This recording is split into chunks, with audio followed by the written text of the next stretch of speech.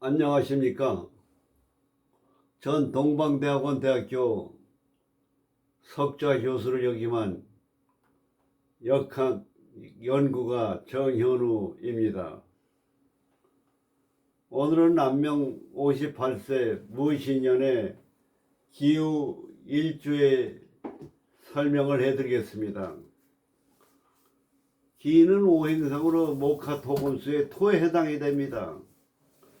토에서도 양토, 무토라면은 기토는 음토입니다. 물에 젖은 습한 흙입니다.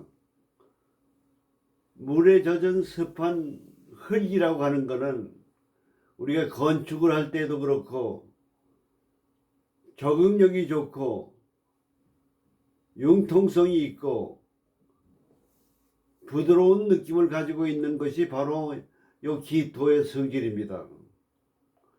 그래서 성격적으로 원만하고 사교적이며 그리고 신용을 잘 지키고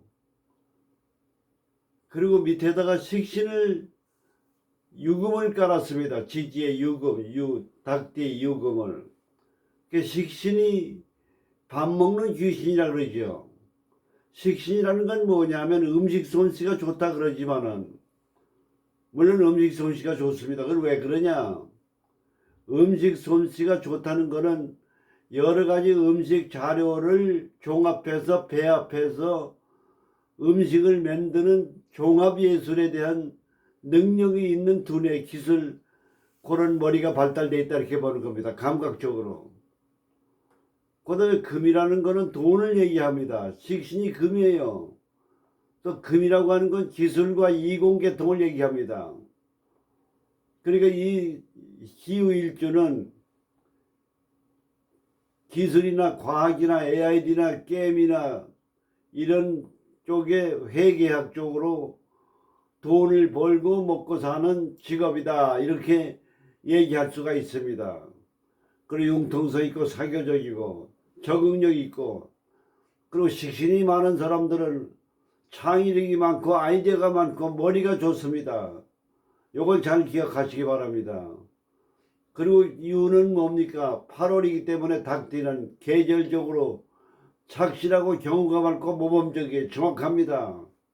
그 대신 남의 경우 없는 게 눈에 잘 띄어요. 그 지적을 하고 간섭을 하면 구설수에 휘말리니까 그걸 조심해야만 합니다. 사주는 무신, 개해, 기후, 병인입니다. 무신년이라고 하는 건 연이라고 하는 건 사주 전체의 분위기를 지배합니다. 거기에 역마살이 있어요. 역마살은 뭡니까? 분주하고 바쁜 겁니다. 전체적으로 변화가 많은 그런 의미를 가지고 있습니다. 그 다음에 무토는 제방토예요. 제방토라고 하는 큰 산이요. 대산입니다. 그리고 신용을 얘기하고 재물을 얘기하고 구진을 얘기합니다. 모든 걸 좀 미루는 성향을 가지고 있다 이렇게 해석을 합니다. 그 다음에 부모궁에는 개해입니다. 토국수. 부모궁에 재물이 많은 그런 월에 태어났습니다. 토국수. 밑에 토생금 금생수 식상생재예요. 재물이 천간에까지 투출했으니까 큰 부자입니다. 소문난 부자다 이렇게 볼 수가 있습니다. 여기에 인수가 병합니다. 화려한 것이 인수입니다. 그러니까 미술이나 예술이나 표현력이 좋은 그런 기술력을 가지고 돈을 버는 그런 사주다 이렇게 얘기할 수가 있습니다. 그 다음에 목극토요 관이 원진이 되어 있습니다. 그래 관직이나 명예운은 좀 약하다고 볼 수가 있겠습니다. 운세는 뭡니까? 금수가 많아요. 사주가 이만합니다. 그러면 목화가 용신이 되겠습니다. 그래서 운세로 보면은 11살서부터 20살까지는 외형적으로는 괜찮은데 내용적으로 힘들었다고 봐야 됩니다. 초년운이 안 좋았다고 봅니다. 그 다음에 31부터는 운세가 열렸습니다. 21부터. 31 병인정묘 좋습니다. 그래 요때는 인수대운이니까 공부하는 운이 좋다는 얘기예요. 인수대운이니까. 그 다음에 진이 들어와서 막은 하나에 무진년이 들어옵니다. 무진년이 들어오게 되면 진유금이 되고, 그러나 신자진 수가 되고, 이걸 과독이라고 볼 수가 있겠습니다. 51세 기사대원이 들어오게 되면은 신약사주에 비견급이 들어오고 많은 걸 충해주니까 운수대발입니다. 60세까지 운세가 좋다고 봅니다. 그다음에 61세가 운이 들어오면 토가 토생금이 돼서 상관이 들어오거든요. 상관이 재를 생해주니까 재물운이 좋지요. 그 다음에 오가 들어오니까 조후용신이 들어오니까 좋지요. 인생의 최고의 시기가 61세부터 70세라고 볼 수가 있겠습니다. 71세 신대운도 괜찮습니다. 해미 목이 되고 요 20년간이 굉장히 대발하는 그런 사주라 볼 수가 있겠습니다. 1년 신수 새 운세를 보면은 벽에 있는 애는 조후용신이 들어오니까 굉장히 좋지요. 2월달은 정묘대운도 굉장히 좋습니다. 3월달은 무진대운인데 무토가 들어오게 되면 비견금이 들어옵니다. 협조자가 생기죠. 진짜가 들어오면 진유금이 되고 신자진수가 됩니다. 좀 어려운 시기다 이렇게 볼 수가 있겠습니다. 4월달은 뭐냐? 기사대운이 됩니다. 기사대운이 되면 요 사가 물이 많은 걸 충해주니까 운수대발입니다. 기사.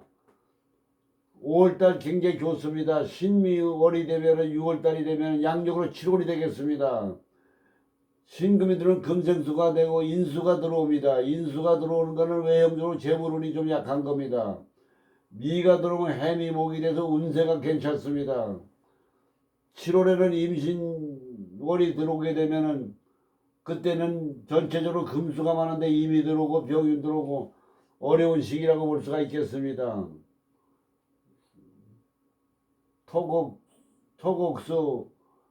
토곡수 재물은 좋다고 봐야 됩니다. 왜냐? 임수는 재물이 되기 때문에.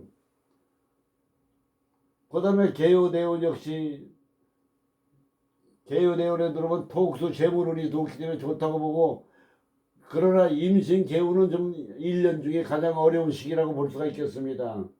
갑술년이 들어오게 되면 갑목이 되면 갑기 토가 됩니다. 그래서 왜 천간에 갑목이 없는데 갑이 들어오니까 음양의 조가 돼서 좋고요. 술이 들어오면은 인옷으로 화가 되고 하기 때문에 조후용신이 됩니다. 그리고 을의 병자 정축 수가 들어오면 겨울에는 좀 어려운 시기다 이렇게 해석이 되겠습니다. 오늘은 1년 운세 보는 법을 설명을 해드렸고요. 역학 초보자에게 안내 말씀드리겠습니다. 역학이라고 하는 게 이게 아무리 시대가 바뀌더라도 역술인에게는 여러 가지로 경제적으로 생활력을 키워줍니다. 먹고 살 걱정이 없습니다. 역학을 배우게 되면은 직업적으로도 역술 철학관을 운영하게 되면은 생계 유지가 가능합니다. 초보자는 이거는 혼자 독학은 어렵습니다. 1대1로 제가 속강을 해서 강의를 역학을 전문가로서 볼 수 있을 정도로 속강을 해드리고 있습니다. 1대1로. 지방에 계신 분은 전화 상담으로 일주일에 1시간 상담해서 단기간 내에 역학을 배워서 활용해서 남의 운명을 감정할 수 있는 직업으로도 철학관을 살 수 있는 실력을 쌓아드릴 수가 있습니다. 많은 분들에게 좋은 반응을 일으켜주고 있습니다. 전화로 상담하기 전에 교재와 역학 자료를 다 보내드립니다. 관심이 계신 분은 연락을 아래 전화번호로 주시면 감사하겠습니다. 감사합니다.